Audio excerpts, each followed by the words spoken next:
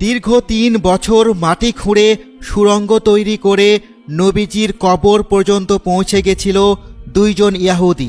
নবীজির লাশ মোবারক চুরি করার পূর্বে রাসূল সাল্লাল্লাহু আলাইহি ওয়াসাল্লাম তৎকালীন রাজাকে স্বপ্নে এসে বললেন, হে নুরুদ্দিন, আমাকে নীল চক্ষু বিশিষ্ট 2 জন ব্যক্তি বিরক্ত করছে, এদের হাত থেকে আমাকে রক্ষা করুন। হিজরি 557 সালে 2 জন ব্যক্তি রাসূল সাল্লাল্লাহু আলাইহি ওয়াসাল্লামের লাশ চুরি করতে গেছিল মদিনাতে। অতঃপর অলৌকিকভাবে তারা 2 জন কি করে ধরা পড়েছিল এবং তাদের কি পরিণতি হয়েছিল বিস্তারিত জানতে ভিডিওটি শেষ পর্যন্ত দেখুন।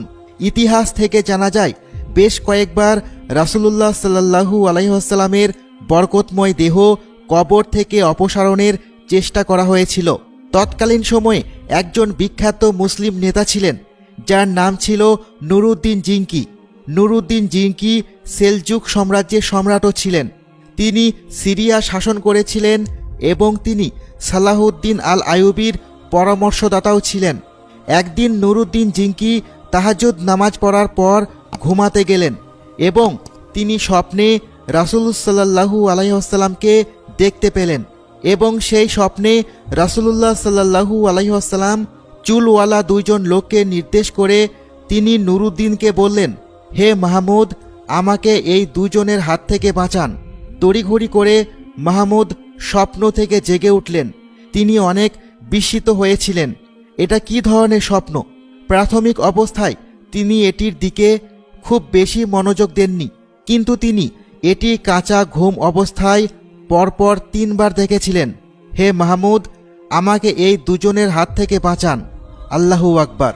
এই স্বপ্ন সম্পর্কে জানতে চাইলে জামাল উদ্দিন আল মাসুলি তাকে কাউকে কিছু না বলার এবং অবিলম্বে মদিনায় যাওয়ার পরামর্শ দেন। কথিত আছে যে মদিনায় আসতে তার 16 দিন সময় লেগেছিল এবং যখন তিনি সেখানে পৌঁছান তখন মদিনার গভর্নর অবাক হয়ে গিয়েছিলেন, কারণ তাকে নুরুদ্দিন জিঙ্কির মদিনায় আসার খবর জানানো হয়নি। গভর্নর তাকে তার এই হঠাৎ সফর সম্পর্কে জিজ্ঞাসা করলেন এবং নুরুদ্দিন তাকে জানালেন কেন তিনি কোনো প্রকার পূর্ব সূচনা ছাড়াই মধ্যরাতে এই সফর করেছেন। নুরুদ্দিন গভর্নর সুলতানকে জিজ্ঞাসা করলেন যে তিনি স্বপ্নে যে 2 জনকে দেখেছিলেন তিনি তাদেরকে খুঁজে বের করতে পারবেন কিনা। গভর্নর তখন ওই 2 জন ব্যক্তিকে খুঁজে বের করতে সম্মতি প্রকাশ করেন।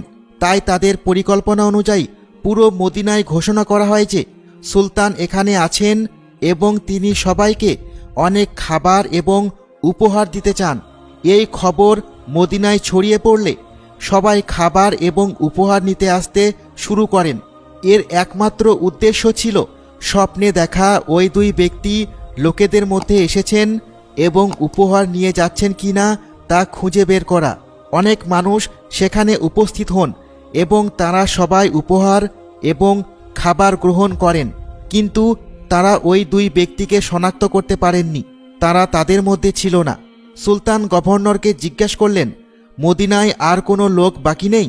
তিনি বললেন, আর কোনো কেউ বাকি নেই, তবে সম্প্রতি 2 জন ব্যক্তি মরক্কো থেকে এসেছেন। তারা অনেক ইবাদত করেন এবং তারা মানুষকে অনেক অর্থ দান করেছে। তারা খুব দয়ালু এবং উদার। তিনি ওই 2 জন ব্যক্তির সাথে দেখা করতে চাইলেন। তারা সাথে সাথে ভিতরে প্রবেশ করলে সুলতান নুরুদ্দিন জিঙ্কি চিনতে পারলেন যে এরা সেই 2 ব্যক্তি যাদেরকে তিনি স্বপ্নে দেখেছিলেন।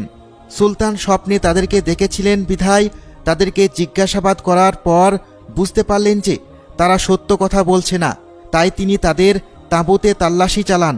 প্রথমে তিনি কিছু খুঁজে পাচ্ছিলেন না, কিন্তু তারপর তিনি একটি কার্পেট দেখতে পান। তিনি কার্পেটটি তার জায়গা থেকে সরিয়ে ফেলেন। কার্পেটের নিচে প্রচুর অর্থ ছিল এবং অনুসন্ধানের পরে তারা দেখতে পান যে তারা একটি সুড়ঙ্গ খনন করেছে এবং সুড়ঙ্গটি প্রায় নবীজির রওজা মোবারকের কাছে। আল্লাহু আকবার। তারা তাদের উদ্দেশ্যের কথা স্বীকার করেছে এবং তারা বলেছে, আমরা এখানে রাসূলুল্লাহর লাশ চুরি করতে এসেছি। তারা ছিল মরক্কোর অধিবাসী এবং তারা সমাধিটিকে রোমে ফিরিয়ে নিতে চায়। পরবর্তীতে তাদের শাস্তি দেয়া হয়েছিল এবং তাদের মৃত্যুদণ্ড কার্যকর করা হয়েছিল। এই ঘটনার পর নুরুদ্দিন জিঙ্কি পবিত্র সমাধিস্থলের চারপাশে পরীক্ষা খননের নির্দেশ দেন এবং পরীক্ষাটি গলিত সীসা দিয়ে পূর্ণ করা হয়, যাতে ভবিষ্যতে রাসূলুল্লাহ সাল্লাল্লাহু আলাইহি ওয়াসাল্লামের দেহ চুরি করার যে কোনো প্রচেষ্টা রোধ করা যায়।